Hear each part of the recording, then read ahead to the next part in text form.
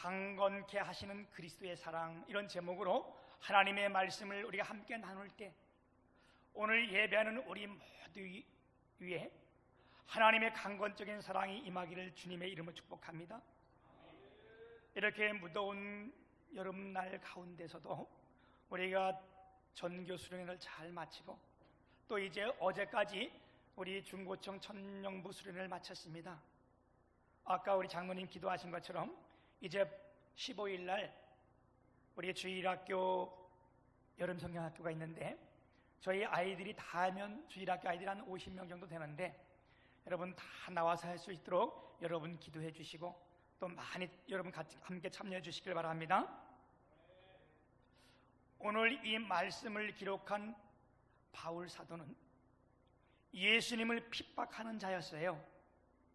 그 당시 바울 사도가 있을 때 예수님이 이미 십자가에 죽으셨는데 어떻게 예수를 핍박하냐?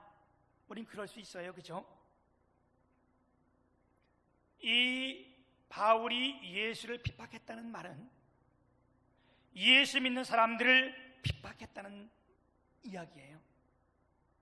이 바울 사도가 예수님을 만나기 이전에 얼마나 열심으로 예수 믿는 사람들을 핍박했는지, 남녀노소를 막론하고 닥치는 대로 예수 믿기만 하면 이들을 붙잡아다가 고문하고 옥에 가두고 매를 때리고, 심지어 어떻게 하셨는가? 지금 벌이 하나 들어왔나 봐요. 여러분 기도해서 같이 예배 드리게 한번 해보세요.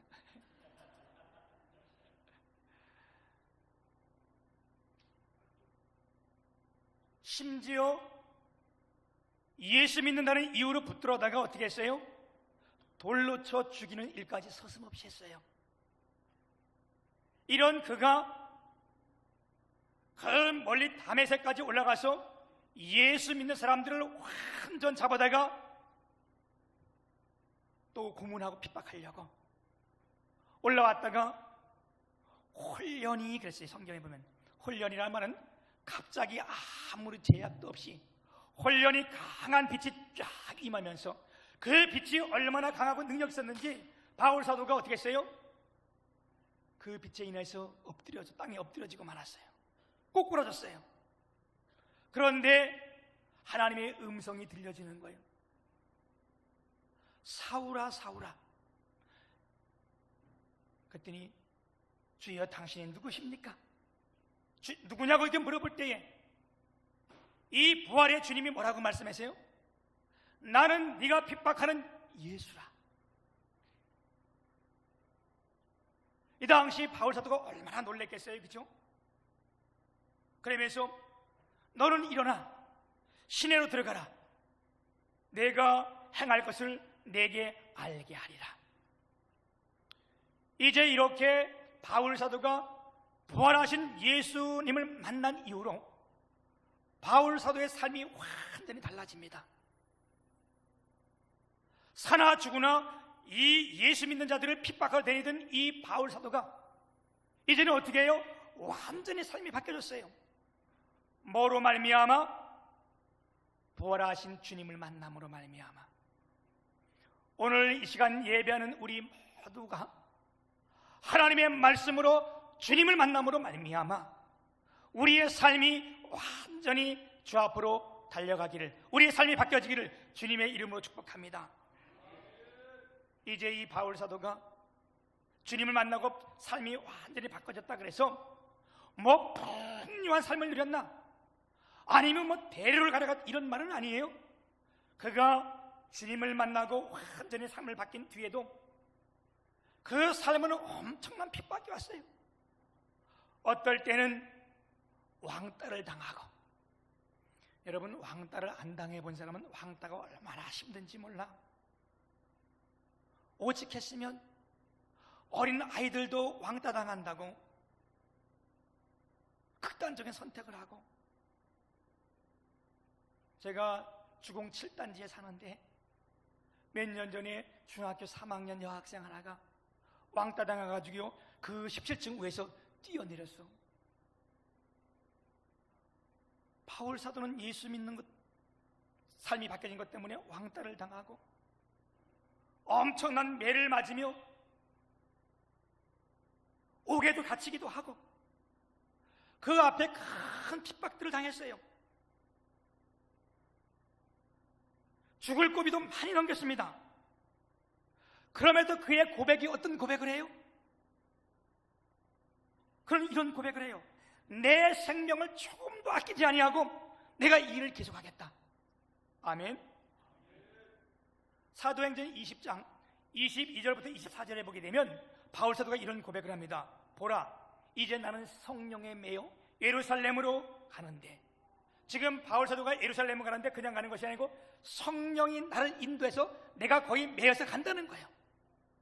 그러면서 무슨 일을 당하려는지 알지 못하노라. 내가 지금 예루살렘에 들어가는데 성령이 나를 인도해서 가는데 내가 거기서 무슨 일을 당할지 도저히 알 수 없는데, 오직 성령이 내게 알려지는 것은 뭐냐? 네가 거기 가서 큰 일을 하고 즐거움을 누리는 것이 아니라 네 앞에 환난과 핍박이 있다는 거예요. 그런데 24절의 고백은 이런 성령의 그 역사를 보면서도 내가 달려갈 길과 주 예수께 받은 사명, 곧 하나님의 은혜의 복음을 증거하는 일을 마치려면 내 생명을 조금도 귀한 것으로 여기지 아니하겠노라. 아멘. 바울 사도의 신앙 고백이에요. 그는 이 고백처럼 끝내 어떻게 해요? 목이 잘라서 순교하면서 피 한 방울까지도 다 주 앞에 헌신했던 사람이 바울 사도입니다. 그 당시 사람들이 이 바울 사도의 이 모습을 이해할 수 없었어요. 아니, 오늘 우리가 이 바울 사도의 그 모습을 이해할 수 있습니까? 그래서 유대인들이 그 바울 사도를 뭐라 했어요? 네가 미쳤구나, 너 미친 놈이지. 오늘날 우리도 이 삶을 이해합니까? 결혼도 안 했지, 가는 데가 다 매를 맞지, 옥에도 갇히지. 그러면서도 어떻게 해요? 아직 앞에도 핍박이 많이 있는 걸 분명히 알면서도, 성령이 그것을 알게 해줬는데도 그의 고백은 내 생명을 좀 더 귀한 것으로 여기지 않고 달려가겠다는 거예요. 복음을 증거하겠다는 거예요. 그래서 사람들이, 야, 너 진짜 미쳤다. 여러분, 오늘 예배하는 여러분은 예수 믿는 것 때문에 조금 미쳤구나, 이런 말씀 들어보신 적 있어요? 우리가 주님을 처음 만나면요, 진짜 하나님을 만나면요, 이런 소리 들어서 마땅한 거야. 저는요, 수없이 그 소리 들었어요. 왜? 내 예수 믿기 이전 삶과 예수 믿는 이후의 삶이 원체 틀려졌으니까. 내가 처음 교회 나가서 예수를 믿게 되고 새벽 기도를 나갔더니, 그 당시엔 시골이라 제가 새벽 기도 나가기 귀찮으니까 저녁 때 가서 교회에서 자고 아침에 새벽 기도가 올라왔어요. 사람들이 나보고, 야, 너 갔다? 미쳤다? 여기 앉아 예배하는 여러분들도 이런 소리 많이 들어봤을 거예요. 어느 때는 그렇게 사랑했던 남편이, 야, 너 진짜 미쳤냐? 때로는 자녀가 부모한테도 이런 소리 들어볼 적 있잖아요, 그죠? 바울이 이런 소리를 들은 거예요. 그럴 때 이런 소리를 듣고 완전히 배회했을 때 바울이 한 얘기가 오늘 이 13절의 말씀이에요. 뭐라고 말을 해요? 우리가 만일 미쳐서도 하나님을 위한 것이요 정신이 온전하여도 너희를 위한 것이니. 아멘. 왜? 이 바울 사도의 속에서부터 뜨거운 열정이 솟아오르는 거예요. 주님을 만난 이후로 엄청난 열정이 솟아오르는데, 그러면서 그 이후로 14절에 이렇게 말씀해요. 그리스도의 사랑이 우리를 강건하시는도다. 내가 너에게 그런 욕을 먹으면서 앞에 큰 핍박이 있고 환난이 있으면서 그걸 내가 분명히 알면서도 내가 이 일을 하는 것은, 그 이유는 뭐냐? 그리스도의 사랑이 나를 강건케 했다. 아멘. 오늘 우리가 이 예배를 드리면서 하나님의 사랑이 우리를 강건케 하시길 축복합니다.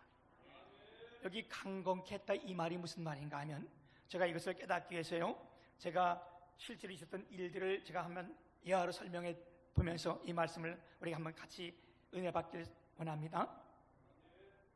제가 고등학교 2학년 때 제가 살던 곳은 강원도 원성군 신림면이니까 굉장히 시골이고 거긴 바다가 없어요. 그래서 거기서 동해안 쪽으로 가야 바다가 나오는데, 고등학교 2학년 여름방학 때 제가 친구들하고 그 강원도 강릉 안인이라는 데가 있어요. 거기 가면 안인 해수욕장이 있는데, 뭐 강릉 사람들은 잘 알 거예요, 그죠? 제가 고등학교 2학년 때 거기 강릉 해수욕장을 갔는데, 그 바로 해수욕장 옆에 제 친구네 아버지가 횟집을 하고 있었어요. 그러니까 그 친구 때문에 거길 갔는데, 거길 가가지고 다음날 아침 일어나서 해수욕장 가려고 그랬는데, 그때 파도가 많이 치고 막 그 비가 오고 파도가 쳐가지고 다 금지시키고 아무도 못 들어오게 줄을 쫙 매놨어요. 그리고 군데 이제 그 사람들이 보초를 쓰고 지키더라고. 그러면 들어가지 말았어야지, 그치? 근데 제가 파도가 뭔지를 알지도 못하고, 우리 친구들이 한참 그 고등학교 2학년 때니까 거기를 3명이 들어갔네. 그 사람들을 지키는데 몰래 빠져가지고 들어갔는데, 옷을 벗고 들어가자마자 수영이 어디 있어요, 그쵸? 이거 뭐 그냥 들어가자마자 파도가 밀려가지고 해는데, 움직이면 점점 더 떠내려가는 거예요. 그때 물을 먹었는데 나 바닷물 처음 먹어봤어요. 뭐 몇 번 꿀꺽 하니까 정신이 다 없어져가지고 아무런 생각도 없고 손을 지음질수록 점점 더 떠내려가는데, 이제는 죽었구나, 그 생각 하나 딱 떠오르는데, 큰 파도가 뒤에서 밀려오면서 우리 3명을 다 밀어가지고 모래사장 위에까지 다 놓고 물이 빠져버렸어요. 그래서 살아난 거예요.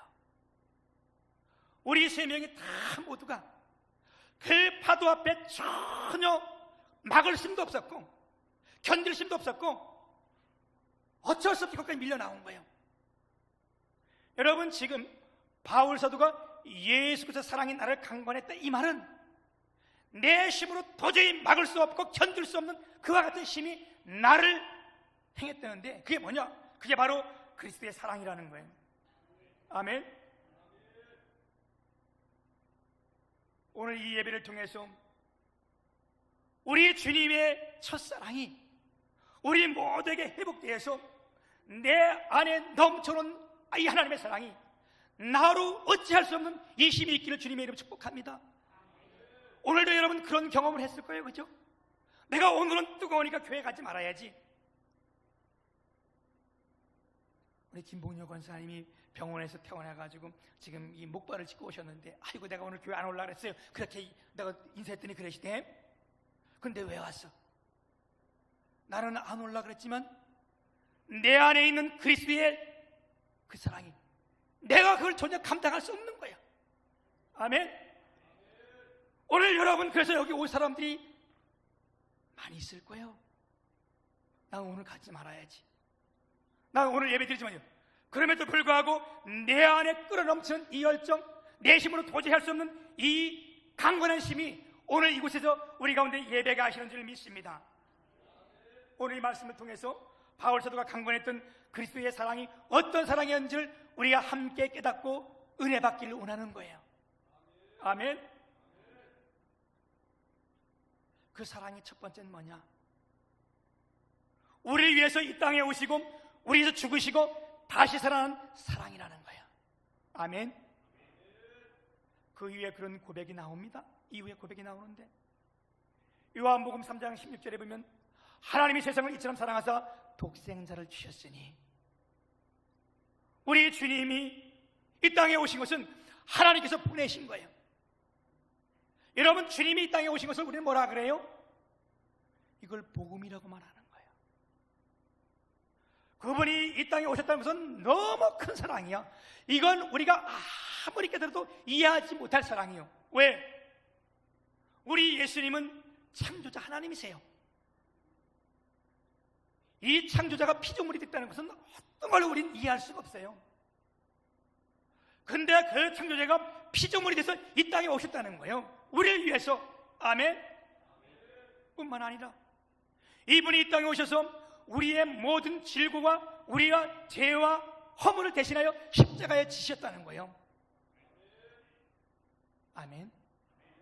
그는 실로 우리의 질고를 지고 우리의 슬픔을 당하였거늘 그가 찔림은 우리의 허물이요 그의 상함은 우리의 죄악이라.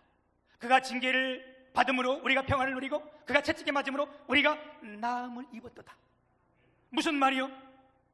우리의 모든 질고 우리의 슬픔 우리의 죄와 허물 이것 때문에 이 땅에 오셔서 그분이 십자가에서 죽으셨다는 것 뿐만 아니라 어떻게 해요? 그분이 3일 만에 다시 살아나셨다는 것. 그래서 여러분 고린도전서는 이렇게 말씀하고 있습니다. 우리 가운데 뭐라고 말씀하는가?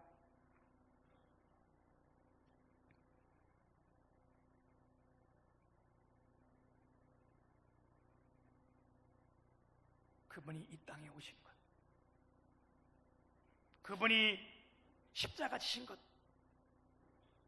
그분이 다시 살아난 것, 이게 뭐라고? 하나님의 말씀을 다 이루기 위한 것이라는 거예요. 너희가 그걸 믿으면 구원을 얻을 것이요. 아멘. 우리가요 쉽게 말할 때 우리가 복음이다 그 말은 뭐냐? 가장 기쁜 소식인데 그게 뭐냐? 그분이 이 땅에 오셨다, 우리를 위하여 십자가 지셨다, 다시 부활했다. 이게 복음이고 그걸 믿을 때 우리가 구원을 얻는다는 거예요. 아멘. 오늘 여기 계신 분은 다 믿는 줄 믿습니다. 그리고 오늘 말씀 15절에 보면 이렇게 말씀하고 계십니다. 그가 모든 사람을 대신하여 죽으심은 살아있는 자들로 하여금 다시는 그를 자신을 위하여 살지 않고 오직 그들을 대신하여 죽었다 다시 살아나신 이를 위하여 살게 하려 함이라. 아멘. 아멘. 그의 강권적인 사랑이 이 땅에 오셨고 우리의 십자가 지셨고 다시 살아난 그 사랑 때문이라는 거예요.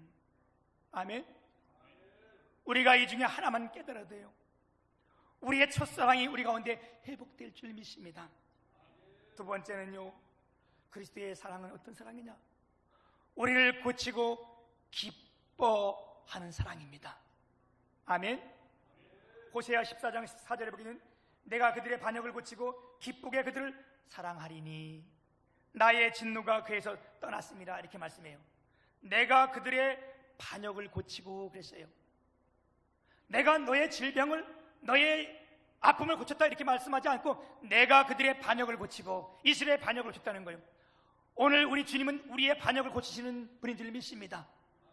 왜 여기 반역이라고 말했습니까? 반역이란 뭔가? 우리 인간의 최고의 반역은요, 하나님을 향하여 등을 돌리고 떠난 것이 최고의 반역이요.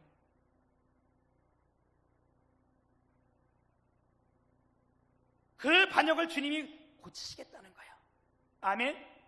왜 우리가 주님을 등을 돌리고 떠납니까? 우리 몇 가지 이유를 들어보면요, 하나님 없이도 살 수 있다, 이런 교만이 우리가 하나님을 등지게 하는 거예요.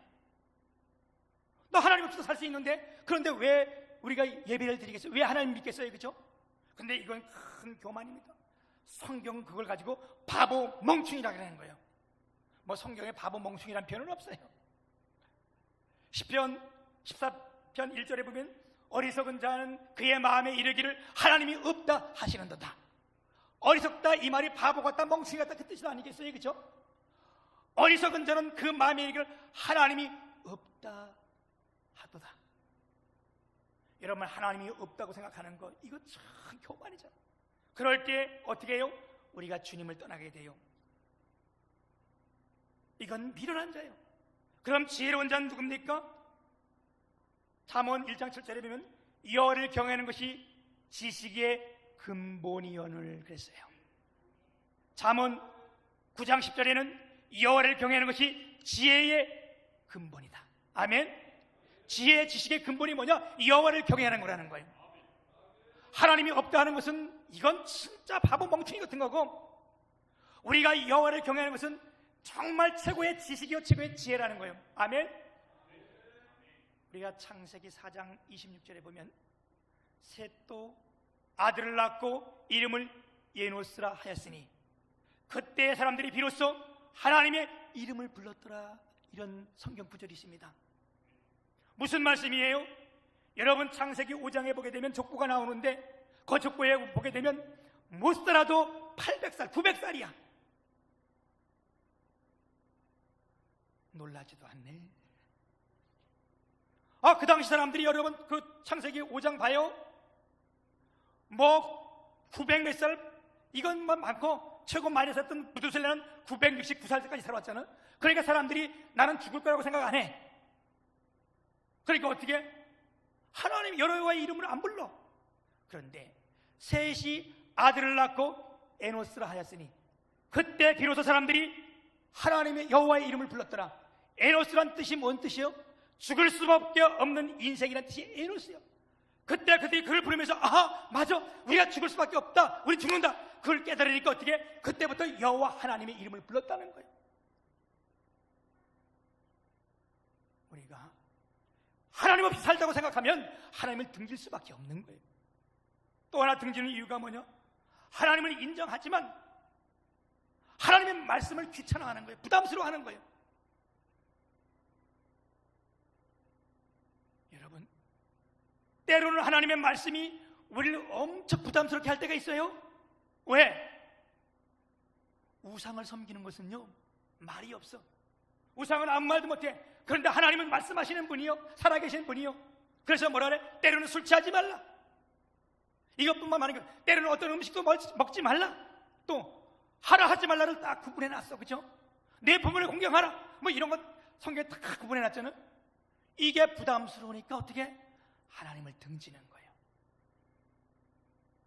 여러분 이제 부모가 아이들을 잘하라고 가르칠 때 아이들이 부모를 등지고 나간다면 그 아이가 장래가 어떻게 될까요?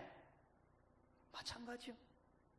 우리가 하나님의 말씀을 부담스러워 등진다면 우리의 장래는 없는 거예요. 세 번째 왜 우리가 하나님을 등지는가? 유혹 때문에 그렇습니다. 아담과 하와는 뱀의 유혹을 받고 하나님 말씀을 거역했잖아요. 우리가 살다 보면 여러 가지 유혹들이 있습니다. 그런데 어떠한 유혹들인지 유혹을 받고 하나님을 떠나면 그때부터 그 순간부터 우리는 불행해지는 겁니다. 아멘. 그런데 오늘 주님이 말씀하실 때 내가 너의 반역을 고치고 기쁘게 사랑하리니 그랬어요. 우리 주님은요 우리가 그를 떠났던 자리에서 또한 하나님을 멸시했던 그 자리에서 영적으로 병들고 육적으로 병들고 인격적으로 병든 이 모든 것을 주님이 다 고치겠다는 거예요. 아멘. 그렇게 깨달을 때 바울 사도가 너무 큰 감격이 있는 거예요. 강권적인 예수의 사랑을 깨닫게 되는 거예요. 오늘도 우리 주님은 우리를 고치시는 분이십니다. 그래서 그분은 친히 말씀할 때 나는 너희를 치료하는 여호와 하나님이라 이렇게 말씀했어요. 아멘. 예수님이 이 땅에 오셔서 마태복음 4장 23절에 보면 내가 너의 연약함을 고치시고 너희 모든 질병 각종 여러 가지 질병을 말하면서 내가 너희를 고치리라. 그리고 주님 앞에 나왔던 모든 일들을 주님은 다 고쳐주셨어요. 아멘. 우리 주님은 오늘도 우리를 고치시는 하나님이신 줄 믿습니다. 가장 위대한 사랑은 무엇인가? 여러분 내가 너의 반역을 고치되 기쁘게 사랑하리니 그랬어요. 여기 기쁘게 사랑한다 이 말은 뭐냐? 조건 없이 사랑하겠다 이 뜻이에요.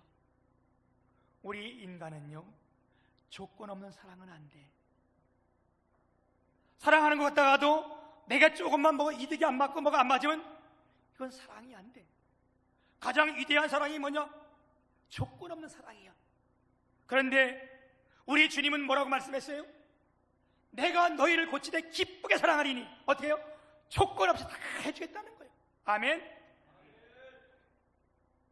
사랑하는 여러분, 우리가 사랑받을 조건이 없는데 사랑을 받을 때, 또 내가 도저히 용서받을 수 없는 죄를 많이 졌는데 조건 없이 이 용서를 받을 때에 내가 정말 죽을 수밖에 없는 제 병에 들었는데 이 병을 어떻게 조건 없이 치료받을 때 얼마나 감격이 넘치겠어요, 그죠? 나와 상관없이 하나님이 이렇게 하시는 건데, 여러분, 오늘 하나님께서 우리를 선택하시고 우리의 죄를 다 고쳐주겠다는데, 우리의 반역을 고쳐주겠는데 얼마나 감격스러워요, 그죠? 지난주에 우리 오후 예배를 인도하셨던 고세진 총장님이 우리 교회 와서 오후 예배를 인도하셨는데, 내가 그분의 간증을 들으면서 참 귀한 걸 깨달았어요. 아주 학식 있는 분이시잖아요. 우리나라의 고고학의 박사학위를 그분 한 분밖에 없어요. 고고학이라고 말하는 것은 정말 언어를 한두 나라 거를 해서는 안 돼. 왜? 그걸 발굴해도 그걸 다 해석해야 되기 때문에. 그런 학식 있고 지식 있는 그분이 결혼하셨는데 이제 그 사모님이 미국인이셔. 그런데 내가 거기서 참 감동을 받은 것은 뭐냐면 아이를 낳지 않았대요. 그래서 왜 아이를 안 낳았냐 했더니 그 당시 우리나라 정서가 한국 사람하고 외국인하고 결혼해서 아이를 낳으면 그거를 참 이렇게 이루하거나 아니면 격려하거나 그런 게 아니라 그 당시 우리가 뭐라 해서 틱이라고 얘기를 하면서 혼혈하고 맹성 이유 없이 손가락질을 받아야 되고, 그러니까 그거를 그 상태가 그러니까 그 당시 그거 때문에 그런 거 생각해서 아이를 낳지 않고 두 아이를 어떻게 해요? 입양을 했어요. 내가 이 이야기 한번 했잖아요, 그렇죠? 근데 이 입양을 했는데 아들 딸을 입양했는데 그 입양된 그 딸아이가 얼마나 피아노를 잘 치는지, 우리나라에 있을 때 피아노 대회에서 전국에서 1등을 하고 지금은 줄리어드 음악대학에서 하고 있는데,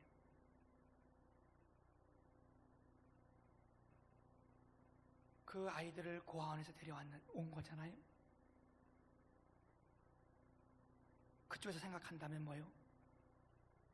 사랑받을 자격 없고 용서받을 자격 없고, 그렇지만 이분이 하나님의 사랑으로 그를 선택해서 자녀 삼은 것, 왜 그 사람만 그렇겠어요?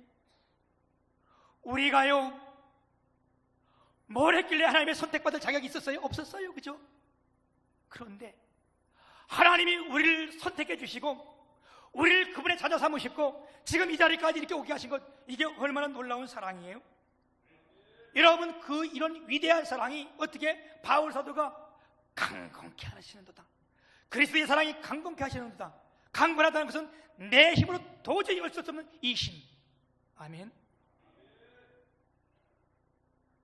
마지막으로 다시 한번 그리스도의 강건한 사랑을 제가 말씀드리겠습니다. 최고의 사랑의 행위가 뭡니까? 최고의 선물이 뭡니까? 마태복음 22장 1절에서 14절까지 쭉 보게 되면 하나님의 비유를 들어 설명하는데, 어느 사람은 임금이요, 임금이 큰 잔치를 베푸는 거예요. 근데 그 임금은 우리가 비유로 하나님이세요. 근데 그 잔치는 그 왕의 아들의 혼인잔치야. 잔치면 둘이 하면 안 되잖아요. 손님들이 있어야 되잖아요. 근데 이건 비유야. 비유기 때문에 이 하나님이 혼인잔치 베푼 것은 오늘 이런 것을 말하는 거예요. 그런데 종들을 통해서 이제 사람들을 불러오게 한 거야. 첫 번째 불러온 사람들은 어떤 사람이었어요? 그 신분의 직업에 어울리는 귀족들을 초청한 거야. 근데 이들이 오지 않았어요. 자리가 아직 많이 남았어. 그래서 다른 종들을 통해서 이제 우리가 다 준비됐으니까 네가 아무나 갖다 채워라. 그런데도 채우지 못해서 거야. 그때는 주인이 다시 종을 보내면서 네가 길가 산울가로 가서 사람들 데려다가 강건하게 되돌아다 내 집을 채우라. 여기 강건하게 데려다 내 집을 채우라. 그리스도의 사랑은 뭐냐? 여러분, 이건 비유입니다. 지상의 이야기를 담고 있는 천상의 의미가 뭡니까? 첫 번째 종들을 보냈다는 것은 무슨 얘기인가? 내 집에 내 자녀 부모 형제를 이 천국 잔치에 강권적으로 데려오라는 거예요. 그래서 아직 찾지 못했으니까 어떻게 더 나가서 내 이웃들을 이 잔치에 불러오라는 거예요. 그래도 안 되니까 어떻게 해요? 이제는 길가 산울로 가서, 그 말은 그 당시에 이 지방 그 당시에 보게 되면 길가 산을 갔다 그런 다른 성을 말하는데 다른 나라를 말하는 거예요. 이건 선교를 말하는 거잖아요. 여러분, 이 바울 사도의 강권적인 이 사랑이 뭡니까? 그리스도의 사랑이 뭡니까?